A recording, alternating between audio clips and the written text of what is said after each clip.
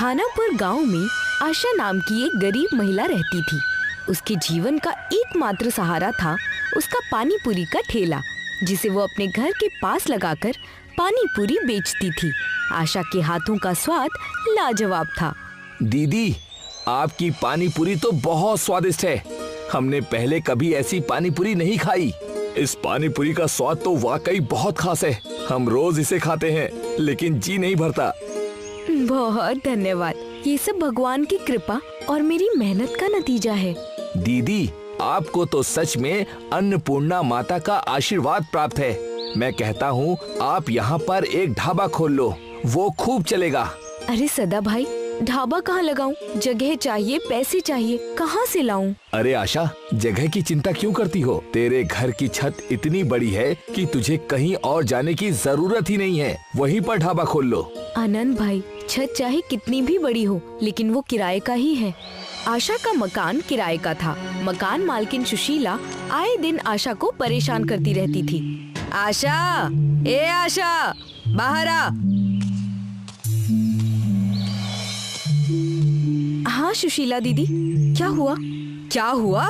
अरे 2 महीने हो गए, किराया नहीं दिया है। कब तक टालती रहोगी? मेरी माली हालत जरा खराब है, पैसों की बहुत किल्लत हो रही है, थोड़ा समय दे दीजिए। हर बार यही बहाना सुनती हूँ। मेरे ऊपर भी जिम्मेदारियाँ हैं। मेरे यहाँ पैसे पेड़ पर नहीं उगते। मैं सच में कोशिश कर रही हूँ, अगले महीने तक पूरा किराया चुका दूंगी। देखो आशा, ऐसे रोने धोने से काम नहीं चलेगा।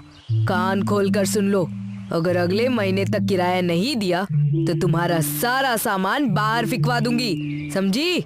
सुशीला तो चली गई, लेकिन आशा बड़ी परेशान थी। पैसों की कमी तो वजह थी ही, साथ ही दूसरी वजह थी उसकी बेटी सोनाली। आशा के पति की एक दुर्घटना में मौत हो जाने के बाद आशा ने ही सोनाली को पाल पोस कर संभाला था। सोनाली पैदा होते ही कमजोर और बीमार रहा करती थी। आज आशा उसे अस्पताल लेकर आई थी। असल में जब सोनाली आपके गर्भ में थी तो आपका सही तरीके से ध्यान नहीं रखा गया था। इसके कारण सोनाली के शारीरिक विकास में कमी आई है।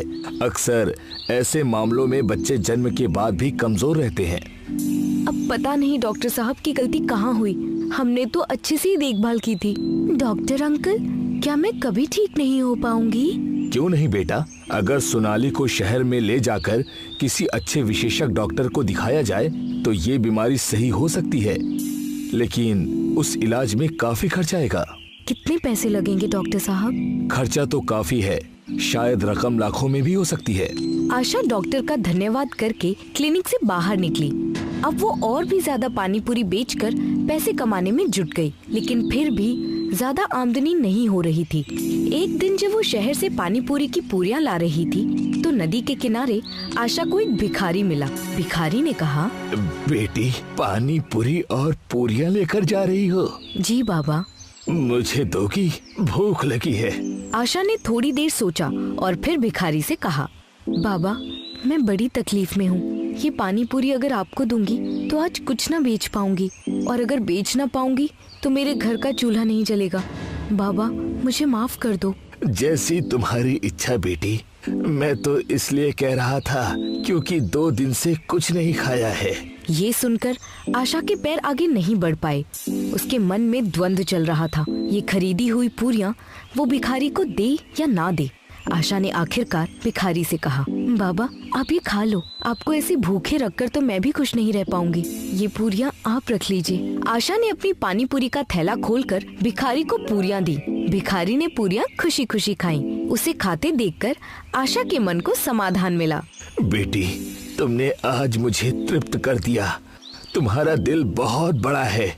मुझे पता है तुम बहुत परेशान हो। जी बाबा, परेशान तो हूँ। सुशीला को 2 महीने का किराया देना है, नहीं तो वो तुम्हें घर से बेघर कर देगी। साथ ही सोनाली का इलाज भी करवाना है, उसके लिए पैसे भी चाहिए। सही कहा ना? आशा ये सुनकर चौंक गई। उसे अपने कानों पर विश्वास नहीं हुआ। बाबा, ये सब आप कैसे जानते हैं? मैं सब जानता हूँ बेटी। तभी भिखारी के हाथ में एक घड़ा आया। वो भिखारी से बदलकर एक देवदूत बन गया। देवदूत ने वो घड़ा आशा को देते हुए कहा, बेटी, ये जो घड़ा है इसे तुम लेकर जाओ। इसमें से जो तुम चाहोगी वो अनाज निकल सकता है। उस अनाज से तुम जो भी खाना पकाओगी वो बहुत ही स्वादिष्ट होगा। उसे खाकर लोग बहुत खुश होंगे। अन्नपूर्णा देवी का तुम्हें आशीर्वाद है। जाओ, जाकर अपनी छत पर एक ढाबा शुरू करो और उस पैसे से अपनी जिंदगी सुधारो और सोनाली का अच्छे डॉक्टर के पास इलाज करवाओ। लेकिन आप कौन हैं? मैं एक देवदूत हूँ। मुझे अन्नपूर्णा देवी ने भेजा है ताकि मैं तुम्हारी मदद कर सकूं। तुमने इतनी कठिन स्थिति में भी अपनी पुरियां मुझे देकर मानवता का परिचय दिया है। जाओ, जाकर ढाबा खोलो। आशा आगे बढ़ी। जब वो घर पहुंची तो उसने देखा कि घर की छत पर टेबल और कुर्सियां लगी हुई थीं। आशा ने तुरंत एक छोटे से ढाबे की शुरुआत कर दी। वो घड़े से अनाज निकालती और उसे प्यार से पकाकर लोगों को खिलाती। अच्छी आमदनी होने लगी। सोनाली का इलाज भी शुरू हुआ। जल्द ही उसके जादुई ढाबे की चर्चा पूरे गांव में फैल गई। लोग दूर दूर से वहां खाना खाने आने लगे। अरे, ऐसा स्वाद मैंने अपनी जिंदगी में कभी नहीं चखा। आशा दीदी, मैंने कहा था ना कि ढाबा खोलिए। देखा, कमाल हो गया ना। बिल्कुल सही कह रहे हो सदा। यहाँ का खाना न सिर्फ पेट भरता है बल्कि दिल को सुकून भी देता है। और देखो, अब सोनाली की तबीयत भी ठीक हो रही है। मैं बस यही चाहती हूँ कि लोग आएं और मेरे बनाए भोजन का आनंद लें। उनकी दुआएं मेरी बच्ची को लगे। गांव के लोग तो आनंद ले रहे थे, लेकिन अपने घर में बैठी सुशीला को आशा की तरक्की हजम नहीं हो रही थी। उसका भाई जिले के प्रशासन में कार्यरत फूड इंस्पेक्टर था। देखा भैया, अल्लाह मेहरबान तो गधा पहलवान। वो आशा कल तक मेरे चौखट पर अपनी नाक घिसती थी, आज देखो कैसे पैसे कमा रही है। सुशीला, वो अपनी मेहनत की खा रही है। मेहनत? अरे किस मेहनत की बात कर रहे हो भैया? ये सब उस ढाबे का कमाल है। उड़ती उड़ती मैंने एक बात सुनी है। कहते हैं आशा का वो ढाबा जादुई है। जरूर कोई काला जादू करती होगी। अगर मुझे वो जादू का राज पता चल जाए तो वो ढाबा मेरा हो सकता है। लेकिन ये कैसे होगा आशा? भैया, इसके लिए तुम्हें मेरा साथ देना होगा। सुशीला और उसका फूड इंस्पेक्टर भाई दोनों आशा के ढाबे पर पहुँचे। तुम्हारे पास इस ढाबे का लाइसेंस है? साहब, ये मेरे घर की छत पर है। मैंने सोचा कि इसके लिए किसी लाइसेंस की जरूरत नहीं होगी। क्या तुम्हारे घर की छत? पैसे आए तो तुम्हारा दिमाग खराब हो गया है क्या? ये घर मेरा है और ये छत भी। हाँ सुशीला जी, लेकिन घर तो मैंने किराए पर लिया है ना। ये सब छोड़ो, मेरी बात सुनो। बिना लाइसेंस के ढाबा चलाना गैर कानूनी है। इसे तुरंत बंद करो, वरना तुम्हें जेल जाना पड़ेगा। आशा का दिल टूट गया। अंकल, ये ढाबा मेरी माँ और मेरी जिंदगी का सहारा है। इसे बंद मत करिए। माँ शेर तो बेटी सवा शेर। तेरी माँ काला जादू करके लोगों को लुभा रही है। इतना पैसा कमा लिया है, अब लाइसेंस के लिए भी पैसे दे दे, नहीं तो ये घर अभी के अभी खाली कर। आशा रोने लगी। तभी ढाबा पर खाना खाने आए सदा और आनंद के साथ गांव के लोग भी इकट्ठे हो गए। साहब, ये ढाबा हमारे गांव का गौरव है। आशा दीदी ने इसे अपनी मेहनत से बनाया है। इन्हें डराइए मत। आशा दीदी तो गरीब लोगों को बिना पैसे लिए ही खाना खिलाती हैं। और यहाँ का खाना सबके लिए अन्नपूर्णा माता का आशीर्वाद है। इस ढाबे को बंद मत करवाइए। अगर आपने ऐसा किया तो हम गांव वाले आशा दीदी पर अन्याय नहीं होने देंगे। हाँ, नहीं होने देंगे। अन्याय नहीं होने देंगे। लोगों की भीड़ बढ़ती गई और फूड इंस्पेक्टर ने भी वहाँ से निकलना गनीमत समझा। ठीक है, अगर ये ढाबा इतना जरूरी है तो मैं इसे बंद नहीं करूँगा, लेकिन लाइसेंस तो बनवाना ही पड़ेगा। अगर जल्द ही लाइसेंस नहीं बना तो मैं ये ढाबा बंद करवा दूंगा। दोनों भाई बहन वहाँ से निकल गए, लेकिन उसके बाद घर आकर सुशीला अपने भाई से कहने लगी, भैया ये गलत किया तुमने। उसे ऐसे ही कैसे छोड़ दिया? सुशीला, लोग उस आशा से और उसके ढाबे से खुश हैं। मैंने जबरदस्ती की तो पूरा गांव मेरे खिलाफ हो जाएगा। अगर कुछ ऊंच नीच हो गई तो मुझे अपनी नौकरी से हाथ धोना पड़ेगा। लाइसेंस बनवाना कोई बहुत बड़ी बात नहीं है। हम उसे ज्यादा डरा नहीं सकते। तो उसे घर से निकाल भी देगी तो वो दूसरी जगह जाकर अपना ढाबा बना लेगी। इसीलिए तो उस ढाबे को भूल जा।